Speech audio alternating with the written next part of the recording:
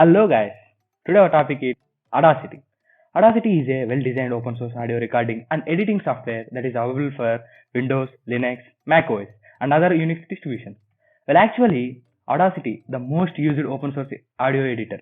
According to research stats, Audacity have more than 110 million downloads in a single year. That's actually pretty huge, right? So, since many people use it, I thought it would be helpful if we make a video on how to install Audacity on Ubuntu machine. Let's get started. Open your super powerful terminal, type the PPA I'm showing and hit the enter twice to access.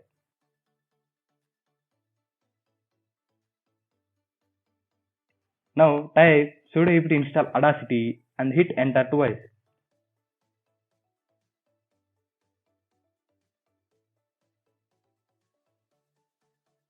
After a few seconds, it will finish depending on your network speed.